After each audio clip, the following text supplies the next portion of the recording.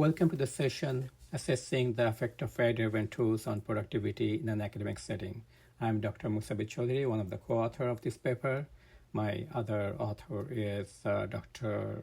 Shoma Mukherjee. In slide number 2, our abstract focused on AI in a state of explosive growth and is no longer a buzzword like other tech fields. Policy struggles to keep up, and likely due to lack of data-backed understanding. In academia, topics such as fair use, ethics, and quality control are real. I've been dealing with this since the boom of Gen AI a couple years ago. From my perspective, as a sitting dean, AI should be leveraged towards productivity. We define here the 4 pillars of academic productivity in a novel framework. Several years ago, almost a decade ago, I authored the 4 pillars of productivity framework. I think now the same framework can be used in academic setting. But we must reconcile productivity against policy and actual uses. So our goal in this paper was to understand AI usage in academia towards increasing productivity while informing policy. In slide 3, I try to emphasize the productivity issues in Canada. In recent decades, productivity, like many other OECD countries, has been lagging behind the US. Gen AI, generative AI, may finally present an opportunity for us quickly level the playing field. If we are going to be successful with AI adoption, the obvious place to start definitely is in academia, which will soon result in a newly productive graduates entering the industry and changing the workplace. But before that can be done, an understanding of how faculty, students understand and use AI, and that understanding can then be used to refine and optimize policy implementation. In slide number 4, we talked briefly about the focus of this paper, which is the AI impact on productivity in academia. We compared the faculty versus student perspective. The null hypothesis for this paper that is faculty and students see and use AI in the same way and have the same opinions. Industry job expectation and job readiness will soon be affected. How we're gonna, and it will depend on how we're gonna systematically integrate AI into the curriculum. In slide number 5, I talked about the productivity and 4 framework, which is the 4 pillars of productivity. So the 4 pillars are strategy, operations, technology, and innovation, and they stand on a base of a solid organizational culture. Canada's productivity had always been an issue.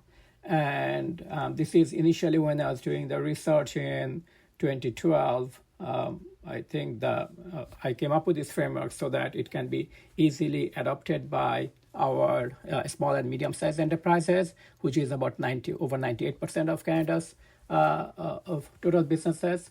So 4POP is a systematic approach for any firm to align these organizational components to facilitate rapid productivity gains. So when it comes to productivity and academia, what I'm getting here is that how can we leverage Gen AI and other emerging technologies to boost productivity, across all higher education institutions. Slide 6 begins our study by sussing out some major themes using surveys to be followed upon later by metrics. Though survey results inherently suffer many generic problems or biases, there is a further complication in an academic setting where there is a policy on the use of the very subject of the survey. Much of the results may be skewed by perceived correct answers or fear of consequences for having used AI despite assurances of anonymity and privacy. In the top left, we see students unbalance the cohorts by a factor of 24 times, though the faculty have tripled the response rate. Questions were ordinal or categorical along a Likert scale. For example, how familiar are you with AI tools, with response options available as multiple choice on a scale ranging ordinally from not at all to expert. These were then visualized by histogram. Both cohort modes were somewhat, though faculty in blue decreased towards expert, still having a significantly higher percentage, while students have a wider range or variability. Other question variants included multiple response with free-form choice, for example, enlisting their own use cases. Care was taken to balance the Likert scales using mirrored language options radiating outward from the neutral category. These balanced directional Likert scales allowed easy conversion into bi- or trinomial classes, such as in the bottom right, where we see faculty on the inner ring use AI more frequently. Some questions were paired in order to compare self-perception against validation, and open-ended questions were visualized using word clouds to gain thematic elements.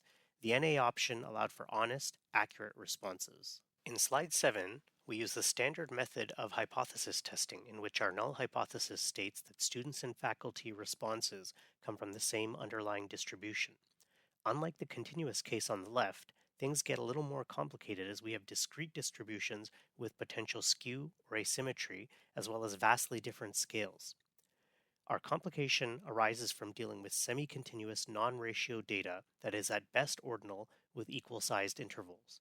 Our toolset must make no assumptions of normality or parity. In slide 8, we choose a variety of statistics that avoid these pitfalls, relying only upon the number of members of each class and their relative dominance.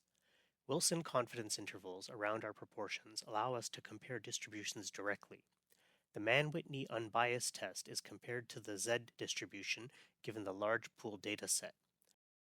R is simply the sum rank of either group's elements from the larger pooled ranking of both groups. While it may appear the bins are discrete, the actual scales were continuous from which we only sampled discretely. The effect size was measured by calculating Cliff's delta, which from the dominance matrix has each group aligning along an axis and the difference in the intersecting elements are combined, and as the value diverges from 0, a larger effect is observed. Rank by serial correlation is also shown to the right. In slide 9, results are classified by whether faculty and students agree or disagree, with the latter broken down by relative strength. Though within group differences exist, each cohort agreed on guidance received, the accuracy of AI, and reliability of using it. Both groups were middle of the road with some slight hesitancy. Both groups shared similar challenges using it and wishes for support from the school. There was marginal disagreement. Groups had more familiarity and confidence among faculty, students preferring human instruction, trusting more in AI and academia evolving, as well as higher quality in AI-fueled work. Strong disagreement between groups in terms of exposure, concerns they had, how they used and what AI they used, sophistication using prompt engineering, usage in academia, quality control, perception of each group's own work, and the need for AI was also highlighted, with larger classes in blue representing faculty. The key highlights in slide 10 are somewhat expected and surprising. LLMs have dominated the field, but students seem to lack sophistication, especially when it comes to prompt engineering. Cohorts use AI in their primary roles, knowledge gathering and problem solving, with faculty reporting content generation as well, and a strong disconnect in their belief that students don't use it. Both groups claim increased quality and productivity with internal variability, but faculty believe student work quality is down. Faculty and students are satisfied with the guidelines, but students want real-world, practical, illustrative examples, and surprisingly, they're asking for more enforcement. Groups share similar beliefs on accuracy and reliability of AI, and the concerns shared by both groups include trust, ethics, equitable access to AI, loss of motivation with regards to critical thinking, and addition to the curriculum. Surprisingly, no one is worried AI will replace instructors. Slide number 11, the result and four-part discussion. A large majority of both student and faculty feel they are more productive with AI. For academia, it is affecting almost all stakeholders. So that means the faculty, student, staff, and administrator. The 4-POP model can be adapted for any industry, including academia. That's why initially, although it was developed for industry, now it can be tweaked for the academia and can be leveraged. So slide number 12, when it comes to faculty, the strategy for faculty should be, they should have an open mind to leverage technology. They should think about the job readiness of the students. When it comes to operations, professional development is the key. Faculty will have to do continuous professional development. They might have to do curriculum remapping. That would be important as well. New course development, new program development, and also find a way to bring industry knowledge to the classroom, find a way to better student engagement and class participation. For technology, the systematic integration of AI into the curriculum, as I previously said, and also identify new research opportunities in terms of innovation, leveraging emerging technology for ideas generation to execution. That should be one of the focus. Now, finally, the culture. The culture should emphasize on the continuous development, find a way to establish a winning culture. The mindset is important. Faculty need to have that open mindset, ethical use, and yes, we have to use AI in ethical fashion. Research and innovation, what can be done to boost the research and innovation, as well as they need to be the proactive learner of emerging technologies. Technologies will change from time to time, and we always need to, it's not a one-time thing, it's an ongoing journey. In next slide, we're going to talk about the students. So in slide 13, for students, the strategy should focus on the ethical use and idea generation. With regards to operation, they should try to align with the industry trends and prepare accordingly, focus on critical thinking and reflective thinking. When it comes to technology, they should learn to use new technologies, be tech savvy, use AI tutor to learn new concepts and supplements teaching. With regards to innovation, leverage emerging technologies for professional growth, product development, and commercialization. Those are also very important for our country in Canada. And finally, the respect. The culture should focus on respectful and ethical use of technology, and they also need to be the proactive learner of new technology. Now, in next slide, in the slide number 14, when it comes to staff should focus on boosting productivity when it comes to strategy, use AI ethically, as well as need to have an open mind to adopt new technology. When it comes to operation, focus on professional development, align and update processes to reduce redundancy, streamline admin work, and enhance interdepartmental collaboration. With regards to technology, use technology for repetitive tasks, to reduce repetitive tasks or redundant tasks. Automate flow and generate reports, boost operational efficiency with AI. Finally, the innovation, use the new find time to innovate, generate new ideas and execution, as well as foster entrepreneurship within the organization. That's slide number 15. But for administration, the strategy should focus on AI and technology policy and framework. They need to make sure that this is in place for all the stakeholder groups, as well as for any new project there need to be executive buy-in, so they need to get very involved from the get-going. When it comes to operation, allocate resources to improve accessibility, invest in faculty and staff professional development, develop a strategic partnership with key players in the industry to improve accessibility. With regards to technology, invest in emerging technologies, so the resources need to be allocated accordingly. Data-driven decision making is going to be important, and that they need to establish that culture.